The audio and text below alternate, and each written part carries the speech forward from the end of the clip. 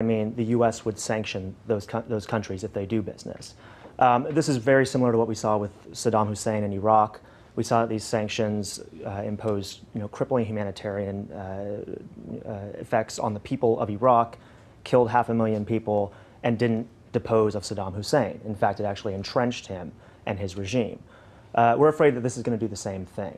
And it's not just that it's bad for the regular people inside of Iran, but for the first time, these are sanctions that are actually bad for ordinary people in the U.S.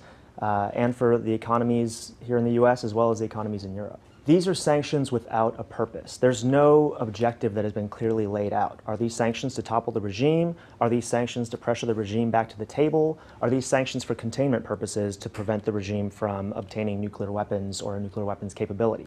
That hasn't been spelled out, and so when you haven't spelled out that end goal, it's impossible for that sanctions regime to actually have its intended effect because the intended effect is unknown. These are sanctions that the sponsors have actually acknowledged.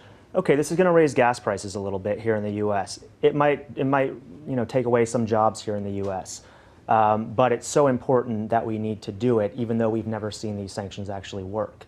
Meanwhile, in Europe, they've talked about imposing similar sanctions, actually imposing an embargo on Iranian oil exports so that Europe wouldn't be able to purchase those. And it looked like they were going to go through with it until Spain, Italy, Greece said, now hold on, we're teetering right now. If you actually raise gas prices here, if you cut off our oil imports from Iran, we're going to go under. And that's going to create far more damage than we could expect from actually pursuing a different course with Iran, focused on a way out of this sort of escalating confrontation and more towards diplomacy than just pressure for pressure's sake. There are 30 years of just, on both sides, strong incentives for politicians to actually sabotage diplomacy, to ratchet up rhetoric, to escalate tensions. And there are rewards on both sides. Here in the U.S., you see President Obama heading in towards a re-election in which there have been real concerns in the perception of his support among Jewish voters because of his approach towards Israel and, as part of that, his approach towards Iran, that he hasn't been tough enough on Iran.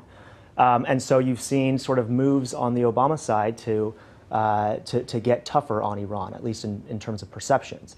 On the Iranian side, you have the same thing. And, for instance, the embassy incident that happened last week, a lot of people saw this and thought this is Iran being Iran, doing bellicose things. But really what that was it was the domestic political situation in Iran sort of rearing its head. It was the Speaker of the Parliament actually, we have reason to believe, actually orchestrated those mobs in order to undercut the president, Ahmadinejad, who was making some moves towards opening up diplomacy with the P5+1. And so by sort of putting these mobs into place, and they passed a bill to kick the British ambassador out of Iran.